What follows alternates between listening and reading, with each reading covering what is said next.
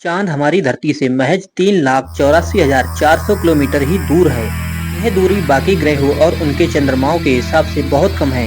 फिर भी चांद पर भेजे गए सैकड़ों मिशन फेल हो चुके हैं। जबकि आज से करीब 57 साल पहले अमेरिका ने दावा किया कि उसने चंद्रमा पर अपने 6 मानव युक्त मिशन को सफलतापूर्वक लैंड करा चुका है। धरती से करीब 400 किलोमीटर दूर ऊपर उड़ता हुआ स्पेस स्टेशन, जिसमें भारतीय एस्ट्रोनॉट सुनीता विलियम्स करीब 9 महीने इसमें फंसी रहीं और उनको यहाँ वापस लाने के लिए नासा को स्पेस एक्स का सहारा लेना पड़ा।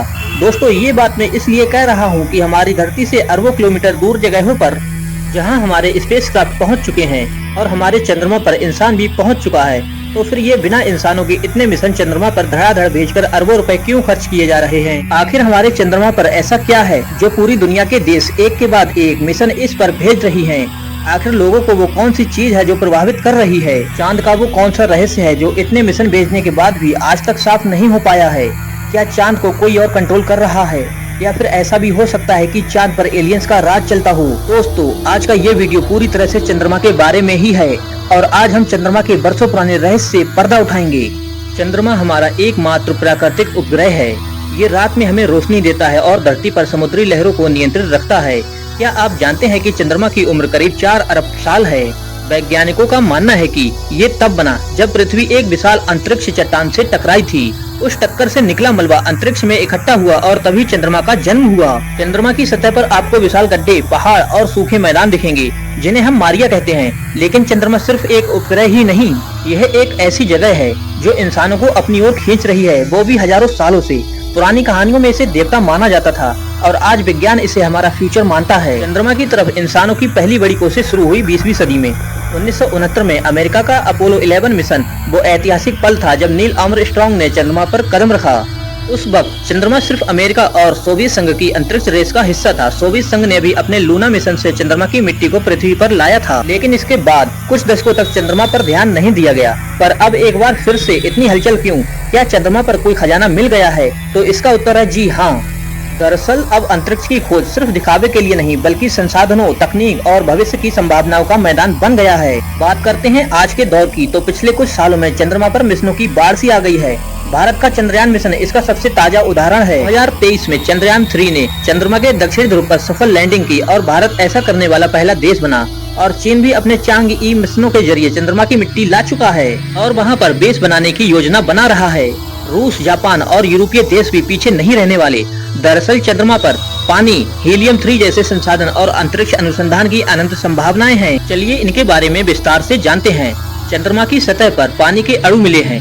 खासकर इनके ध्रुवों पर पानी बर्फ के रूप में है, जो अंतरिक्ष यात्रियों के लिए पीने और ऑक्सीजन बनाने तथा ईंधन बनाने के काम आ सकता है। हीलियम 3 एक ऐसा दुर्लभ तत्व है जो पृथ्वी पर बहुत कम मिलता है, लेकिन चंद्रमा पर अत्यधिक मात्रा में मौजूद है। वैज्ञानिकों का मानना है कि हीलियम 3 से भविष्य में न्यूक्लियर फ्यूजन ऊर्जा बनाई जा सकती है, जिससे बिजली और तेज स्पेसक्राफ्ट बनाया जा सकता है। इसके अलावा चंद्रमा पर वायुमंडल की कमी और गुरुत्वाकर्षण बल कम है और यहाँ पर बेस बनाकर अंतरिक्ष टेलीस्कोप और रॉकेट को लॉन्च किया जाए तो बेहद कम ऊर्जा से इसको सफल बनाया जा सकता है। अमेरिका का आर्टेमिस प्रोग्राम न सिर्फ इंसानों को चंद्रमा पर ले जाएगा, बल्कि वहाँ पर एक स्थायी बेस भी बनाएगा। चीन और रूस मिलकर एक इंटरनेशनल लूनर रिसर्च स्टेशन की योजना बना रहे हैं। भारत भी चंद्रयान 4 और गगनयान जैसे मिशनों के साथ अपने आप को मजबूत बना रहा है।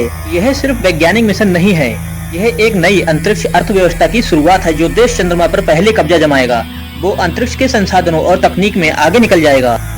दोस्तों, अगर देखा जाए तो अमेरिका चांद पर सिर्फ मिशन ही नहीं बल्कि मानवों को भी भेज चुका है। वह भी 1-2 नहीं बल्कि 12 लोगों को। पर कई लोग इस न्यूज को फेक कहते हैं, क्योंकि आज से 57 साल पहले तकनीक उतनी विकसित नहीं थी और उस समय अमेरिका और सोवियत संघ में कोल्ड वॉर चल रहा था। अगर यह न्यूज फेक होती तो रसिया इसे एक्सपोज जरूर करता। वैसे आपको क्या लगता है, इस न्यूज में कितनी सच्चाई है? आप कमेंट करके बताएं। चंद्रमा पर बेस बनाना जितना आसान है, उससे भी कहीं ज्यादा यहाँ रहना खतरनाक साबित हो सकता है। दरअसल यहाँ पर बात ऑक्सीजन की नहीं हो रही, बल्कि इस ग्रह पर आए दिन छोटे बड़े उल्कापिंड गिरते रहते हैं। अगर आप यहाँ खड़े होते हैं तो पता नहीं कब कोई उल्कापिंड आपके ऊपर गिरकर आपको खत्म कर दे। दोस्तों, इन सब के अलावा आज आपको हम चंद्रमा के बारे में कुछ ऐसा बताने वाले हैं जिसके बारे में बहुत कम लोग जानते होंगे। जब अपोलो मिशन के अंतरिक्ष यात्री चंद्रमा की सतह से लौटे और अपने अपने स्पेस सूट उतारे तो उन्होंने एक अजीब सी गंध महसूस की। नासा के मुताबिक चंद्रमा के धूल की गंध बारूद की जैसी थी। ऐसा क्यों था किसी को नहीं पता। चंद्रमा पे अब तक इंसानों द्वारा 190 टन तक का मलबा छोड़ा जा चुका है, जिसमें मानव मलमूत्र भी शामिल है। नासा के वैज्ञानिकों को चंद्रमा पर आयरन ऑक्साइड मिला, जो पृथ्वी पर जंग के रूप में देखा जाता है, लेकिन चंद्रमा पर पानी और ऑक्सीजन दोनों ही नहीं है। फिर ये जंग कैसे लगी, ये रहस्य वैज्ञानिक आज तक नहीं जान पाए। जब हम पृथ्वी से चंद्रमा को देखते हैं तब हमें चंद्रमा की केवल एक ही साइड दिखती है, वैसे ही चंद्रमा से पृथ्वी ग्रह की केवल एक ही साइड दिखती है। अपोलो मिशन के सीस्मोमीटर से पता चला कि चंद्रमा पर भी भूकंप आते हैं, जिन्हें मून क्वेक कहा जाता है। यह भूकंप कई घंटों तक रह सकते हैं, क्योंकि चंद्रमा पर कोई प्लेट टेक्टोनिक्स नहीं है जिससे झटके जल्दी खत्म हो जाएं। चंद्रमा के दक्षिणी ध्रुव पर कुछ क्रेटर इतने ठंडे हैं कि उनका तापमान -248 डिग्री सेल्सियस तक पहुंच सकता है, जो हमारे सौर मंडल की सबसे ठंडी जगहों में से एक है। साल 2019 में चीन के चांगी फॉर्मेशन ने चंद्रमा पर कपास के बीज उगाए, जो वहां पनपने वाले पहले जीवित पौधे बने। हालांकि चंद्रमा के ठंडे तापमान के कारण वे ज्यादा समय तक जीवित नहीं रह सके। चंद्रमा पर कोई वायुमंडल नहीं है, इसीलिए हर दिन सैकड़ों छोटे बड़े उल्कापिंड गिरते रहते हैं। उल्कापिंड के चंद्रमा से ये टकराव इतने शक्तिशाली होते हैं कि चंद्रमा पर बड़े बड़े गड्ढे बन जाते हैं। अगर ब्रह्मांड में चंद्रमा नहीं होता तो ये सभी उल्कापिंड हमारी धरती पर गिरती और आज हमारी धरती का रूप कुछ और ही होता। अगर चांद ग्रह नहीं होता तो समुद्र में भारी उथल पुथल होगी, जिससे बड़ी सुनामी आएगी।